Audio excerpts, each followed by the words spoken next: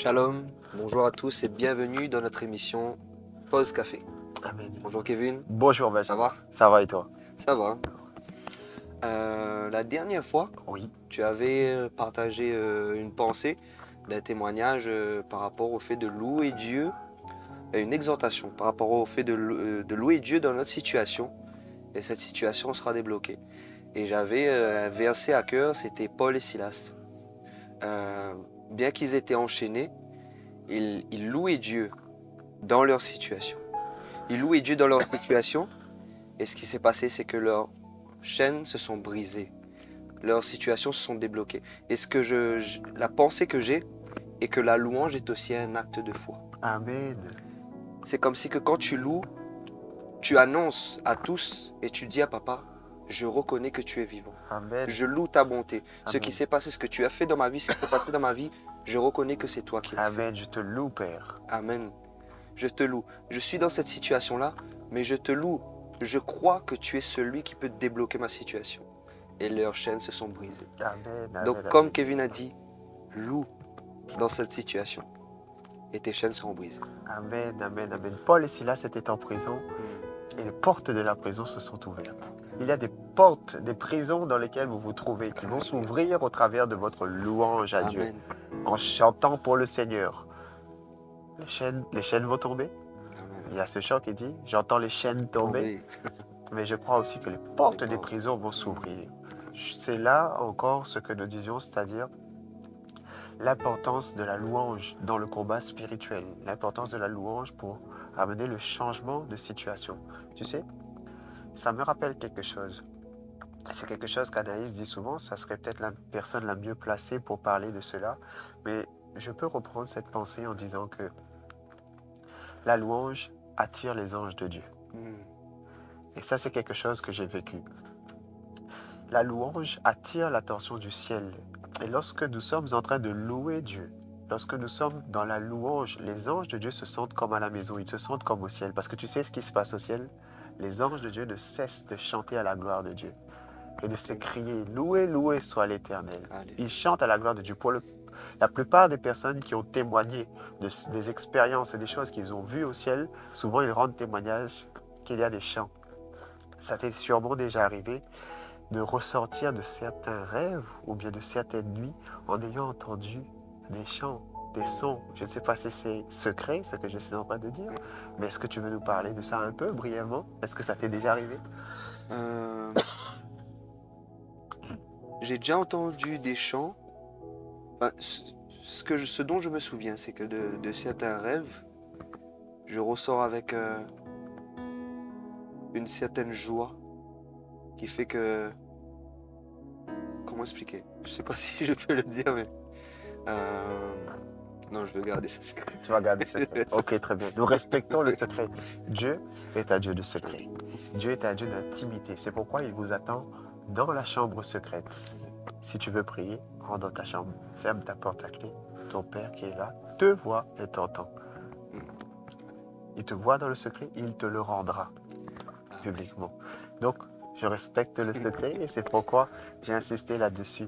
Mais tu sais, en même temps, en parlant de cela, cela fait aussi une exhortation et un partage pour les gens, pour pouvoir les édifier et pour pouvoir les amener dans le lieu secret. Il y a tellement de choses à vivre en Dieu, tellement de choses extraordinaires.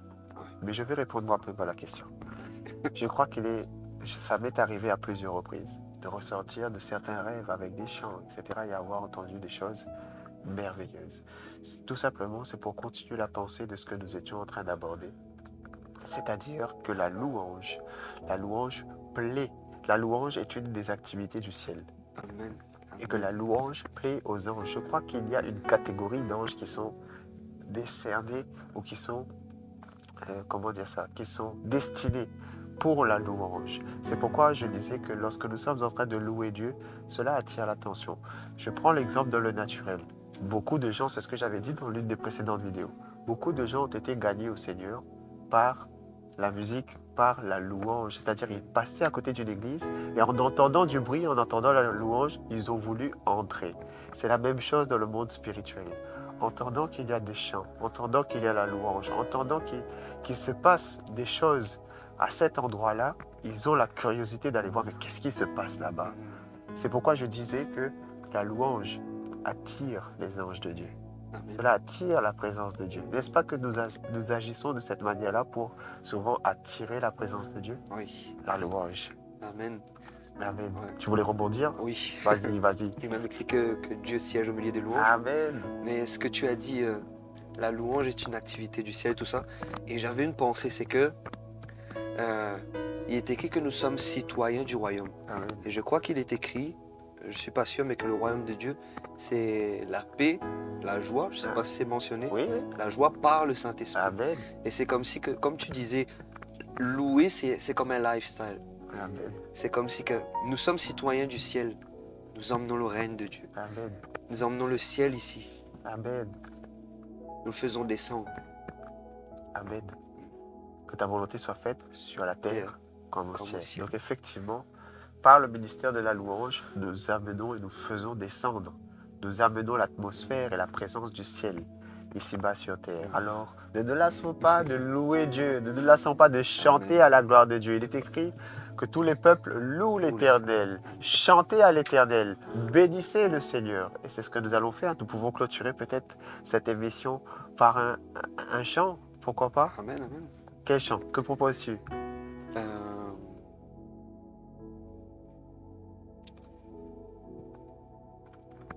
Kumama. Allez-y. Kumama veut dire, c'est bien d'expliquer les choses, c'est encore mieux de comprendre les choses que nous chantons.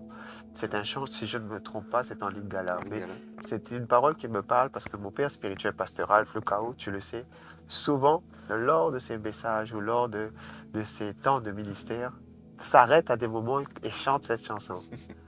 Eh Yahweh, Kumama, eh Yahweh. Eh Yahweh, Kumama, eh Yahweh, Kumama, eh Yahweh, Kumama, eh Yahweh, Kumama. Alors tout simplement pour expliquer, je me souviens un jour avoir assisté à un séminaire avec justement mon père spirituel. J'étais à Paris et ce jour-là, il a pris le temps de nous expliquer les choses.